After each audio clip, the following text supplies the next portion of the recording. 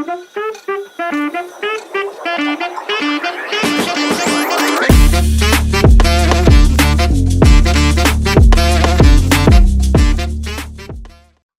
warahmatullahi wabarakatuh. Selamat datang kembali di podcast Titik Temu, menyambung cerita menginspirasi harapan.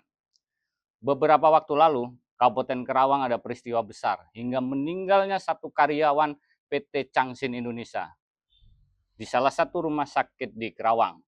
Kita akan langsung berdialog dengan kuasa hukum yang sudah dipercayakan oleh keluarganya, keluarga korban tersebut, yaitu di LBH Cakra. Kita langsung akan berdialog dengan Bang Dadi dan Bang Joko ya. Bang, kita akan ngobrol terkait karyawan yang meninggal, Bang. Sebenarnya seperti apa, kronologinya seperti apa, akhirnya meninggal di rumah sakit. Oke. Rumah sakit apa, Bang? Fikri Medika. Oh, Rumah Sakit Fikri Medika ya. Sebenarnya awal mulanya seperti apa, Bang? Baik, terima kasih. Jadi awal mulanya pasien pada hari itu Sabtu ya, 12 April 2025. Dia shift 1 bekerja di salah satu perusahaan yang namanya PT Changsin Indonesia. Nah, saat itu jam kerja di pagi hari tersebut, almarhum akan memulai persiapan untuk rutinitas bekerja. Kan kebutuhan di bagian apa itu press atau apalah ya. Nah, waktu sedang membersihkan mesin, tiba-tiba mesin tersebut turun. Molding ini turun nih, moldingnya turun.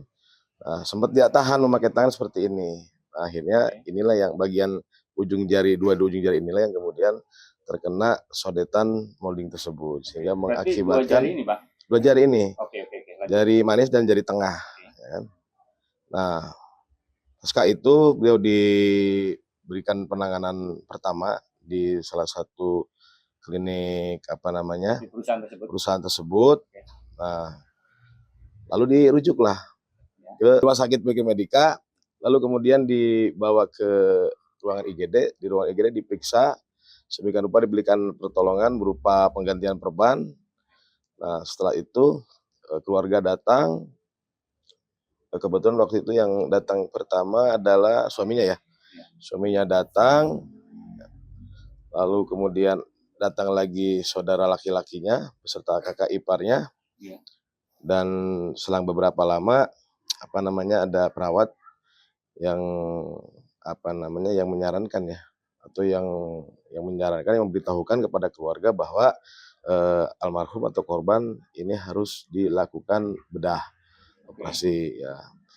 Nah, karena akan melakukan bedah operasi, lalu si perawat ini meminta si pihak korban atau pasien untuk melakukan puasa.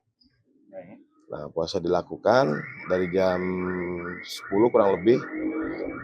Lalu jam 3 itu pihak rumah sakit membawa pasien ke ruangan operasi. Nah, kurang lebih sekitar 2,5 jam di ruangan operasi, pasien keluar dengan kondisi yang sudah sangat kritis, ya kan? Nah, lalu si pasien ini dimasukkan ke ruangan ICU. Nah, keluarga setelah itu panik kan, terjadi kepanikan di keluarga, dan mencoba mempertanyakan kepada pihak dokter yang menangani saat itu. Dokter hanya menyampaikan bahasan-bahasan yang normatif. Katanya kurang lebih begini, terjadi muntah pasien ini, dan dari muntah ini kemudian menyebabkan terganggunya sistem pernapasan di tenggorokan, seperti itu. Dan beberapa menit kemudian pasien dinyatakan meninggal dunia. Dan ada kejanggalan pada saat meninggal itu, sebelum dan sesudah meninggal itu keluar darah dari hidung. Sampai di pemakaman pun pasien ini atau korban ini ada kucuran darah yang keluar dari hidung. Nah, ini yang kemudian membuat keluarga janggal dalam memprediksi sebab kematian dari pasien ini. Seperti itu kronologisnya. Oke. Berarti awal mula itu karena luka di dua jari ini ya? Iya. Terus penindakan di rumah sakit Fikri ini operasi bedah. Nah, akhirnya melakukan operasi terus dinyatakan meninggal ya. Meninggal dunia. Itu keluar darah itu, Bang. Iya, keluar darah. Ada proses berapa lama, Bang? Sepengetahuan Abang ketika pastikan keluarga korban sudah menyampaikan semua kepada kuasa hukum, Bang. Ada proses berapa lama, Bang, di rumah sakit tersebut? Seperti yang saya sampaikan, proses masuknya almarhum ke ruangan operasi itu kalau tidak salah sekitar jam 3. Ya. Keluar itu di jam 6. Berarti ada waktu sekitar 2,5 jam ya. 2,5 jam. Terus gini, Bang, meninggal ini kan dinyatakan terus akhirnya meninggal. Keluarga itu apa yang disampaikan pihak rumah sakit bahwa mungkin kan hasil tes, lab dan lain sebagainya? Nah, ini dia yang kita masih bingung ya. Yeah. Saya kira prosedur di rumah sakit biasanya yang berkaitan dengan rekam medis itu disampaikan ke keluarga. Apalagi ini yang berkaitan dengan tindakan yang besar ya, tindakan yang besar yang dilakukan oleh pihak kedokteran. Seharusnya kan itu diberikan informasi. Biasanya si keluarga pasien itu dipanggil atau pasiennya dipanggil, diajak bicara. Karena pada saat di ruangan rawat inap dan di IGD, pasien ini masih bisa berbicara secara lantang gitu ya. Artinya tidak ada kesulitan untuk melakukan komunikasi dengan pihak manapun atau dengan pihak siapapun. Nah, itu tidak pernah ada upaya dari pihak petugas yang berdinas pada saat itu di rumah sakit tersebut itu menyampaikan kondisi terkini ya, kondisi terupdate mengenai kondisi kesehatan almarhum gitu. Nah, termasuk pada saat keluarga diminta untuk tanda tangan di satu berkas yang sebelumnya tidak pernah disampaikan. Idealnya kan begini, dokter itu kan menginvestigasi atau mengobservasi ya kondisi pasien itu. Biasanya orang yang akan melakukan operasi itu kan ada tahapan-tahapan itu, misalkan mengecek darah, mengecek jantung, mengecek paru-paru, ginjal dan seluruh organ-organ lainnya. Nah, itu tidak dilakukan gitu. Dan juga yang pada saat itu pasien pernah sempat di radiologi atau di ronsen, hasil ronsen ini tidak pernah disampaikan oleh pihak dokter yang bertugas itu kepada keluarga. Keluarga hanya diminta untuk menandatangani beberapa berkas, lampiran berkas. Ya, dengan keawamannya, dengan kepolosannya ya mereka menandatangani itu. Nah, walaupun sempat ada di keluarganya pasien, yaitu kakak iparnya pasien, ini mempertanyakan, dok ini harus dioperasi besar. Emang urgensinya seperti apa? Emang kendalanya apa gitu loh. Karena melihat dari kasat mata hanya jari. Kasat mata itu hanya jari. Ya dalam logika awam kita kan melihat ini jari gitu kan, cuma terkelupas kulitnya gitu. Masa sih harus kemudian mengalami satu proses tindakan bedah gitu kan dengan anestesi umum, dengan anestesi total gitu kan. Operasi besar lah. Operasi besar dengan anestesi umum itu kan punya resiko-resiko ya, yang bisa membahayakan kondisi dari pasien tersebut. Dari keluarga, Bang, ada nggak informasi bahwa korban tersebut almarhum ada catatan-catatan sakit atau apa? Punya penyakit apa? Sudah saya pertanyakan ke pihak keluarga, dari kecil sampai almarhum ini berkeluarga, pasien atau korban ini tidak pernah ada keluhan yang signifikan gitu kan. Apalagi berkaitan dengan penyakit-penyakit yang serius itu nggak ada. Bahkan saya juga tanya, bekerja di PT Cansing ini sudah berapa tahun? Keluarga menyampaikan pasien ini bekerja di Cansing itu sudah 6 tahun. Dan selama 6 tahun ini kan ada medical check up ya, tiap 6 bulan atau tidak pernah ada rekam medis bahwa pasien mengidap suatu penyakit yang serius gitu. Nah, Bang, setelah seperti ini, Bang, langkah apa, Bang? Cakra, LBH Cakra mau menempuh atau langkahnya kalau ngomong bahwa mau menuntut keadilan kan, Bang? Keadilan ini seperti apa ataukah mau melaporkan kita berjalan proses hukum atau seperti apa? Ya. Jadi upaya yang akan dilakukan dan yang sudah dilakukan oleh tim kuasa hukum, yang pertama kita sudah melakukan tahap investigasi, gitu kan, mencari informasi dari saksi-saksi yang berada di rumah sakit, yang terutama yang paling dekat itu adalah keluarga korban. Berikut data-data faktual seperti surat-surat dan lain sebagainya. Nah, ini perlu diketahui juga bahwa pasca meninggal juga pasien ini hanya diberikan 2 dokumen. Yang satu adalah dokumen surat keterangan surat keterangan kematian. Yang kedua adalah hasil radiologi itu. No, lain-lain ini tidak pernah diberikan kepada pasien sehingga kami pun agak sedikit kesulitan dalam akses informasi tersebut. Lalu kemudian kami beberapa juga punya dewan pakar di LBH Cakra ini melakukan dialog tentang cause of death atau sebab kematian dari pasien ini. Nah, kami menduga di sini ada satu kesalahan prosedur, kesalahan teknis dalam melakukan tindakan operasi, terutama di bagian anestesinya ini. Kenapa sih harus dilakukan anestesi total? Karena kan anestesi kan ada 3 pilihan, ada anestesi lokal, anestesi regional, dan anestesi total atau anestesi umum. Contoh pada ininya sampai sini aja lah tangan, untuk pembiusan itu kan. Betul. Nah, langkah yang akan kita lakukan lebih jauh lagi tentunya akan melakukan laporan pihak kepolisian, karena yang berhak untuk melakukan penyelidikan secara pro justisia ini adalah pihak kepolisian. Itu. Saya mau tanya ini, Bang, informasi.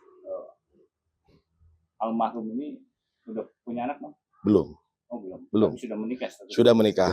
Sudah berapa lama bekerja di Cansing Indonesia ya? Ya, di Cansing beliau bekerja sudah 6 tahun. Menikah kalau tidak salah baru ada beberapa bulan lah ya. Gitu. Oke, saya mau ke Bang Joko nih. Siap.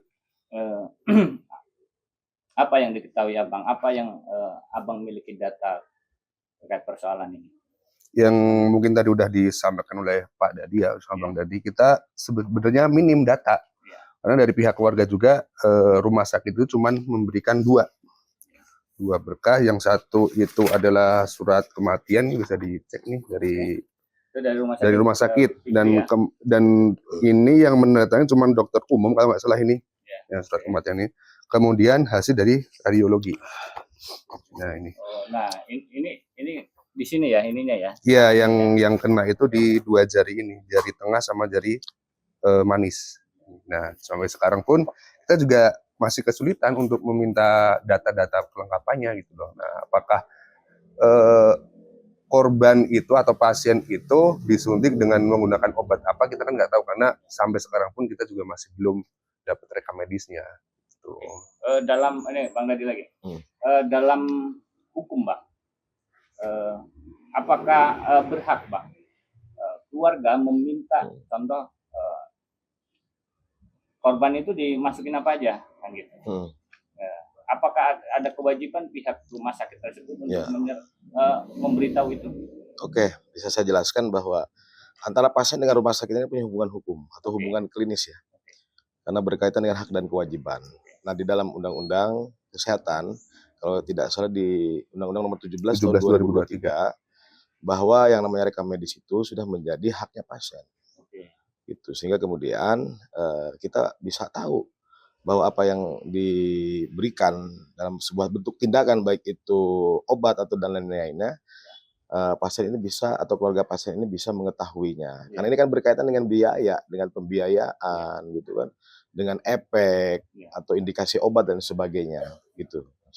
Sejauh ini apa yang disampaikan pihak rumah sakit, Pak, terhadap keluarga selain inilah? Oke. Sekitar 3 hari yang lalu ya kalau tidak salah, secara tiba-tiba ada rombongan dari rumah sakit yang berkunjung ke rumah pasien, rumah keluarga pasien, dengan dengan acara santunan atau takziah lah kira-kira begitu. Nah, di sana ya pihak keluarga dengan pihak rumah sakit hanya mengobrolkan hal-hal yang ringan-ringan saja, ya, termasuk saya kira kalaupun dia menyampaikan hal-hal terkait masalah manajemen atau teknis yang menjadi sababiah meninggalnya pasien, saya kira di waktu yang kurang tepat dan tidak tepat gitu. Dan datangnya rombongan dari rumah sakit ini, itu setelah berita ini rame. Berarti kalau tidak salah setelah 10 hari almarhum dimakamkan. Setelah 10 hari almarhum dimakamkan, gitu. Baru datang. Memang kita akui ada beberapa bantuan seperti Aqua ya. Bingkisan. 4 dus, kalau nggak salah ada bingkisan dalam bentuk parcel seperti itu dan lain-lain gitu kan. Nah ini yang menjadi kejanggalan kita gitu kan. Kalau memang dia itikadnya baik ya memang kita terimalah kebaikan itu ya kan. Setuju. Kalau misalkan motifnya berbeda ya saya kira nanti waktu yang akan menentukan tentang mengungkap kebenaran ini. Gitu kan. Kenapa pihak keluarga melalui kuasa hukum sudah meminta dengan pihak rumah sakit bahwa data semua atau yang tadi yang dibutuhkan bahwa terkait obat dan lain sebagainya. Oke. Sejak pasien sudah dinyatakan meninggal, udah barang tentu kan hal-hal yang berkaitan dengan persoalan administrasi ini kan biasa diurus nih. Iya kan, diurus biaya gitu kan, terus pengiriman jenazah dan sebagainya. Nah, dari pihak keluarga itu sudah berusaha berkali-kali untuk menanyakan itu ke pihak manajemen saat itu, cuman tidak mendapatkan akhirnya kan. Nah, karena kondisi panik dan sebagainya sehingga kemudian ya diabaikan juga gitu kan, karena kan kondisi yang kita bisa rasakan lah gitu kan, bagaimana kekalutan pada saat itu. Soalnya pasien ini masuk ke rumah sakit dalam keadaan bugar, walaupun ada luka di tangan bisa aja komunikasi gitu, bersendagurau dan sebagainya, namun kemudian tiba-tiba keluar harus dalam keadaan meninggal dunia seperti itu. Dalam ini saya sebut saja peristiwa Bang. Dalam sebuah peristiwa akhirnya ada korban yang menyebabkan meninggal. Dalam konstruksi hukum atau apa sih Bang? Apanya nih? Terkait sistem pidananya atau apa? Iya. Contoh ini bisa masuk pidana karena kelalaian atau apa? Jadi dalam mekanisme hukum pidana itu kan memang mengenal tentang dua jenis yang melatar belakangi terjadinya tindak pidana. Ada yang namanya dolus atau yang disebut dengan disengaja. Yang kedua adalah kulfa atau kelalaian seperti itu. Nah kita kan belum bisa uji nih, gitu kan, belum bisa uji apakah dalam peristiwanya ada dugaan tindak pidana atau tidak. Nah, itu tentunya kan berdasarkan nanti laporan yang akan kita lakukan. Lalu kemudian di dalam laporan itu kita akan berikan keterangan seluas-luasnya kepada penyelidik. Nah selanjutnya kan tugas penyelidik gitu kan, dengan wewenangnya penyidik pro justisia untuk melakukan langkah-langkah penyelidikan terhadap peristiwa ini. Dan untuk menjadi pembanding saya kira saya perlu juga ada tim independen ya, tim pencari fakta ya, gabungan dari semua kelembagaan yang berkaitan dengan masalah ini ya, dari semua latar belakang sivitas akademik atau dari bidang keahlian yang masing-masing untuk bersama-sama melakukan penyelidikan terhadap cause of death-nya pasien gitu. Kita juga tidak menghendaki bahwa dalam persoalan ini ada rekayasa informasi dan sebagainya, dan itu sangat bisa untuk dilakukan. Tapi saya kira dengan berita ini sudah viral, dikonsumsi oleh masyarakat, mendapatkan dukungan dari masyarakat luas, saya peringatkan kepada siapapun dalam hal ini jangan coba-coba untuk mengaburkan informasi, apalagi untuk merekayasa dari informasi tersebut. Karena pastikan bahwa keadilan akan menemukan jalannya sendiri, Pak. Gitu. Oke. Kita santai dulu Bang, ngopi dulu lah. Oke, siap. Terima kasih ini.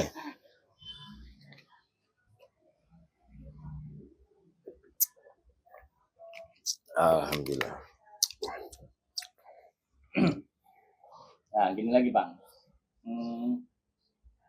Persiapan laporan sudah, bahan-bahan semua sudah dipersiapkan Bang? Insya Allah kita sudah siapkan.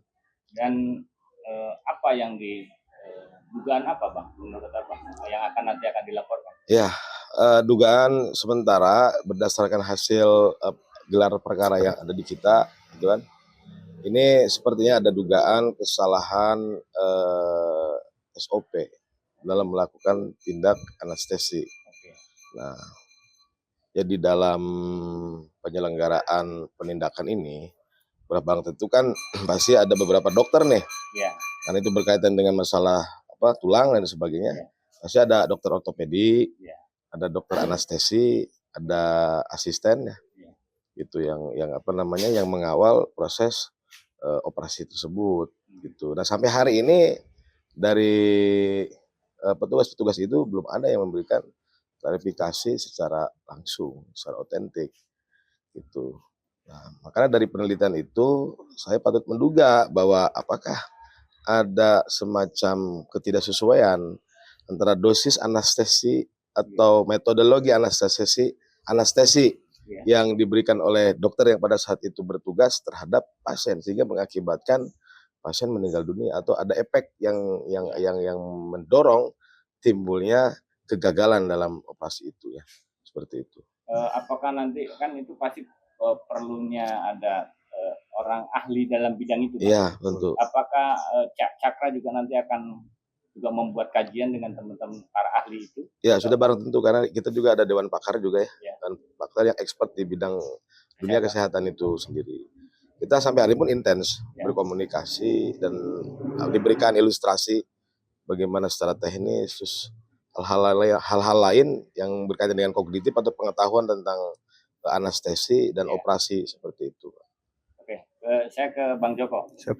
Apa Bang yang ingin disampaikan lagi Bang untuk menambahkan abangan selama ini yang di lapangan juga ya? Apa yang ditemukan? Ada kejadian apa-apa dalam persoalan ini? Menarik ini. Jadi kemarin hari Minggu itu dari pihak keluarga selesai diskusi di sini. Beliau pulang itu ternyata didatengin sama 4 orang dengan pakai preman yang mengatasnamakan dari pihak kepolisian lah. Gitu. Nah, kemudian berpakaian preman 4 orang. Di situ mereka menyodorkan surat pernyataan yang sudah dibawa, yang redaksinya itu sudah ditulis sendirilah gitu. Tinggal tanda tangan mungkin. Tinggal tanda tangan gitu, dengan alasan ingin segera menyelesaikan kasus ini. Kalau ada 2 pilihan tuh, apakah mau diselesaikan dengan kasus pidana atau perdata. Kalau dengan pidana nanti segala bentuk biaya yang timbul itu akan dibebankan sama keluarga. Kalau dengan perdata itu nanti untuk menandatangani surat pernyataan yang sudah dia bawa. Kemudian dari pihak keluarga menghubungilah tim kuasa hukum. Cuman sempat menolak itu, 4 orang yang dari itu sempat menolak gitu, sempat menolak untuk menghubungin kami itu. Tetap dari pihak keluarga tetap menyampaikan terkait dengan langkah-langkah apa yang mau ditempuh oleh pihak keluarga, suruh menghubungin kuasa hukum. Itu makanya saya menyampaikan di sini nih di podcast ini itu supaya siapapun jangan sampai menghalang-halangi nih. Tadi sudah disampaikan bahwa kebenaran akan mencari jalannya sendiri gitu. Ini menarik ini kalau ada yang mengaku-ngaku orang yang berseragam kan. Betul. Menarik ya. Apa yang selain itu isi pernyataan itu apa sih? Kalau isi pernyataan tersendiri emang belum sempat dibaca ya, karena kan posisinya itu katanya itu dengan nada tinggi juga, karena pertama penolakan itu, kemudian ada nada tinggi tuh dari oknum-oknum yang datang itu. Datang kemudian karena dari pihak keluarga tetap nggak mau menandatangani, akhirnya telepon ke kami, kebetulan keluarga, kemudian yang mengangkat kebetulan Bang Dadi ya, sempat ngaku dari Kanit atau apalah gitu, mungkin bisa ke Bang Dadi. Pokoknya berseragam preman mendatangi dan menyampaikan surat pernyataan itu. Tapi tidak ditandatangan. Tidak ditandatangan. Sampai sekarang tidak ditandatangan. Terus selama ini apakah ada lagi yang menghubungi keluarga? Sampai setelah peristiwa itu belum ada lagi sih, belum ada lagi. Ya cuman itu doang sih yang didatengin 4 orang dengan pakaian preman itu. Itu setelah berapa lama almarhum dimakamkan? Baru hari Minggu kemarin. Hari Minggu kemarin itu. Selesai kita kan di sini diskusi ringan dengan pihak keluarga akan langkah-langkah yang nanti bakal kita tempuh. Sepulang dari sini nggak lama datanglah itu 4 orang tersebut gitu. Oke. Bang Dadi buat penutup Pak. Dari persoalan ini, dari peristiwa ini, apa yang bisa diambil? Ini kan gini Bang, ini bahaya bagi rumah sakit manapun lah, dan bagi masyarakat bahaya jika memang pihak rumah sakit tadi ada dugaan yang tidak sesuai lah melakukan SOP-nya dan lain sebagainya. Apa garis besarnya yang Abang Ya, jadi pandangan saya begini, rumah sakit itu kan salah satu institusi atau kelembagaan yang bergerak di bidang kemanusiaan. Saya kira bentuk-bentuk pelayanan melalui pendekatan kemanusiaan ini harus lebih utama dalam memberikan pelayanan terhadap pasien. Nah, dari perjalanan peristiwa ini, mungkin ini bukan yang pertama kali, tapi secara kebetulan ini yang mencuat ke permukaan. Lagi-lagi kita biasanya dihadapkan dengan rumah sakit juga dengan persoalan-persoalan biaya, klaim, dan sebagainya. Sehingga kemudian kita menyebutnya bahwa ada dugaan kapitalisasi di bidang dunia kesehatan. Atau rumah sakit lah yang menjadi para pelaku itu.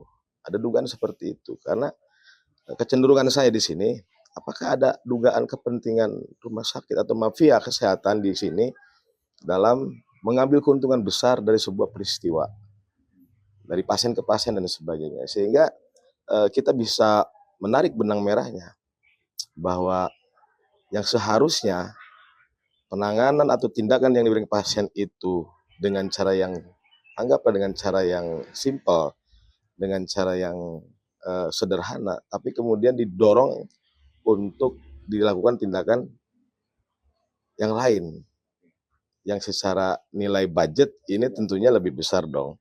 Kalau anestesi lokal itu paling tidak kan disuntik, kira-kira begitu. Disuntik itu kan dipulihkan dengan jahit atau seperti apa. Kalau ini anestesinya anestesi umum atau anestesi total, keseluruhan gitu. Walaupun kita bisa lihat juga itu di bekas operasinya ini kan sebenarnya tidak ada yang signifikan ya. Di situ sobek kan atau apa sih, Pak? sobek itu. Kita bisa lihat di foto jenazah almarhum pasca sudah meninggal itu, dalam bentuk foto itu kita bisa lihat ada posisi yang terlihat posisi yang tidak jauh berbeda lah dengan posisi awal. Nah, apa sih keunggulannya sehingga kemudian ini harus didorong jadi operasi besar gitu kira-kira. Nah, kalau kita lihat berarti kan budget dan menu di rumah sakit itu berbeda kan. Gitu. Nah, kami tidak berharap para pelaku rumah sakit, dunia kesehatan tidak memprioritaskan untuk mengambil keuntungan dari persoalan ini. Jangan semata-mata berbisnis. Jangan semata-mata berbisnis. Jangan mengkapitalisasi dunia kesehatan. Karena kesehatan ini kan sudah menjadi satu sistem yang dijamin oleh konstitusinya kepada setiap warga negara. Seperti itu.